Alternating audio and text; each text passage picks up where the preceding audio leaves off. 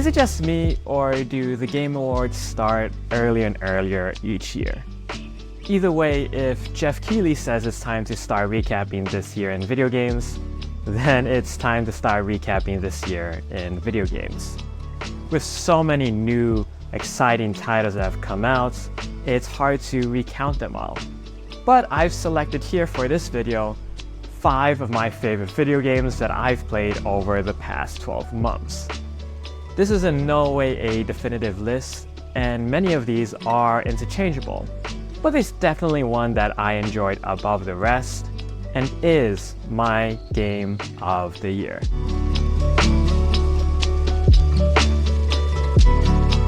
So let's kick this off with number 5, Tekken Ace.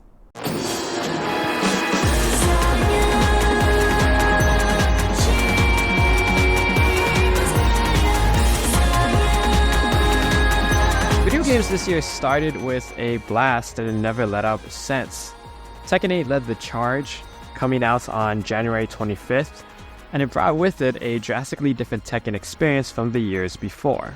With the new heat mechanics, Tekken 8 is a lot more offensive than in years past, as both fighters are encouraged to get in on their opponents and stay on them, never letting up for a second.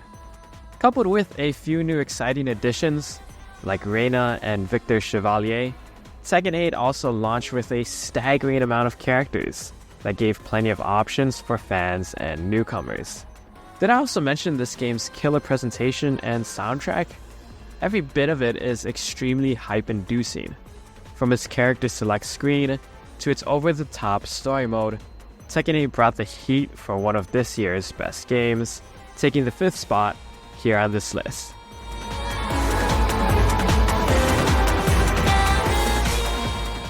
For the 4th spot here on this list, I want to talk about a game that came under a lot of negative attention, which was undeservedly so. Of course, I'm talking about Shift Up's first AAA outing, Stellar Blade.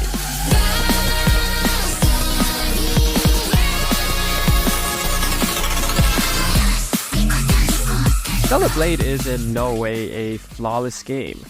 You can get on it for its subpar story, seemingly dull characters, graphical details that can be stodgy in some areas, and even the wild and destructive rhetoric surrounding the game.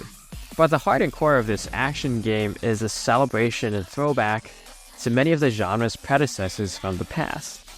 Games like Sekiro, Devil May Cry, and Nier Automata all have had an influence on this game.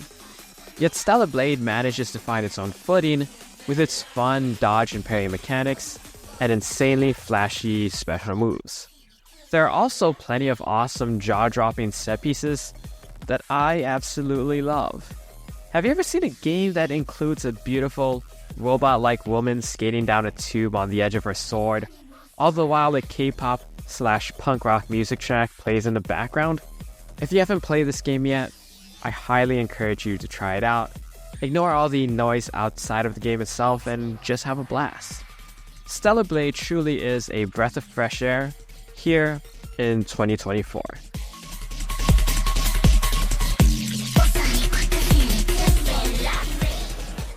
Coming in on the 3rd spot here on my list, it's Team Asobi's Astrobot.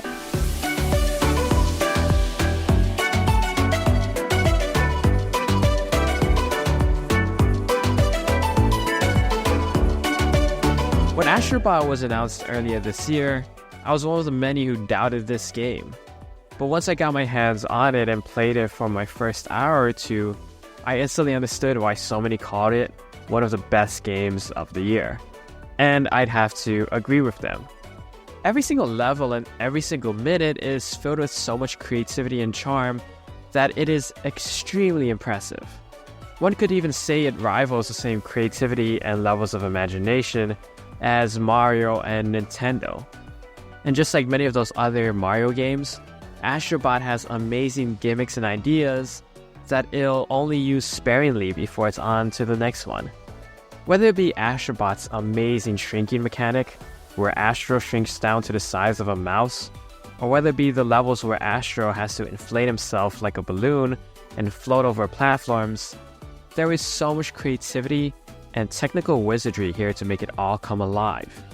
Not to mention also the amazing level of care and reverence for all these PlayStation characters that are given to really make this a beautiful celebration of all of gaming. It's a once-in-a-generation game with a lot of love and heart, earning it a spot on the best games of 2024 list.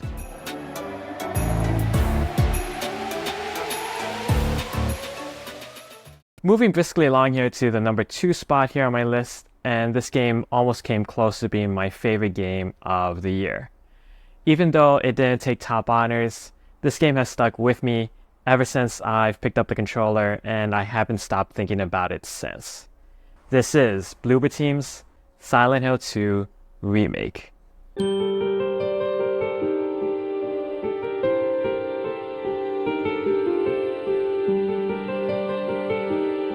Any other year, and this would have been easily my game of the year.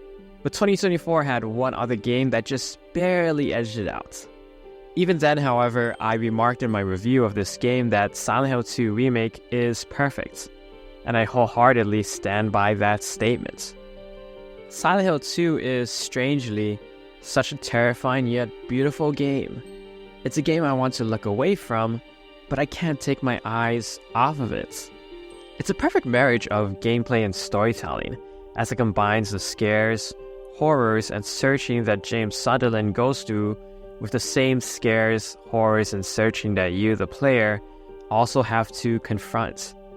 It also contains some amazing yet small and subtle changes from the original that help to add to Silent Hill 2's narrative. Things like the 2 new endings and the notes that decode the message, "You've been here for 2 decades," also add more to the lore and mystery behind Silent Hill. I think developer Bloober Team and publisher Konami outdid themselves, as both exceeded expectations. Not only is it a faithful recreation, showcasing why the original Silent Hill 2 is a beloved horror classic, but it enhances the experience, making it a new and fresh reinterpretation fit to be called one of 2024's best games.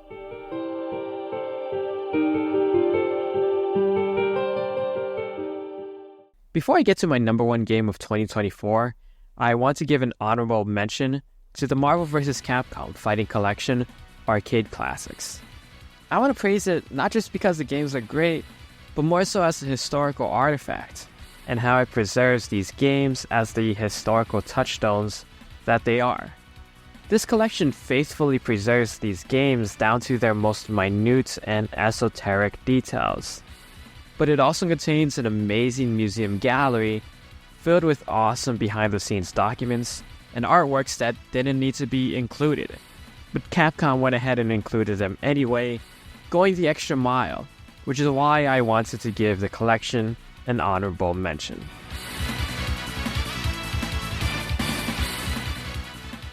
And finally, for my game of the year for 2024, if you've been following me for some time, this choice shouldn't have come as much of a surprise.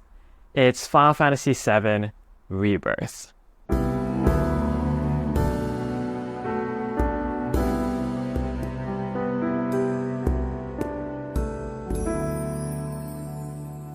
In total, I spent over 120 hours playing Final Fantasy VII Rebirth, and even more time thinking about it. Like I said in regards to Stellar Blade, Final Fantasy VII Rebirth is in no way a perfect game either. But there is so much that it gets right that I cannot help but select it as my favorite game of 2024. I rarely ever play a video game for more than 100 hours. By around the 50 or 60 hour mark, that's when I usually clock out.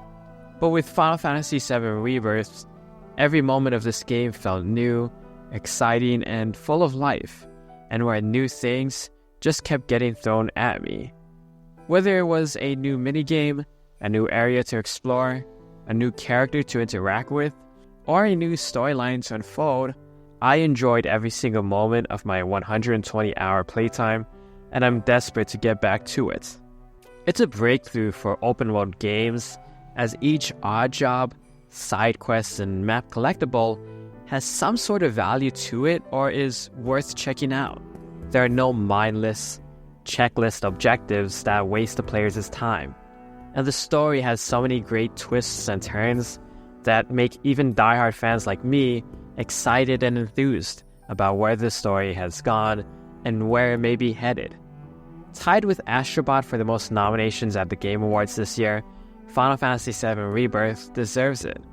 From its incredible performances, breathtaking visuals, outstanding world design, flashy combat, and moving heartfelt story moments, Final Fantasy VII Rebirth is my choice for 2024's Game of the Year. But 2024 isn't over, and I still have a few more games to talk about. So subscribe to my channel as I have more videos planned where I'll talk about more of the best that video games have to offer.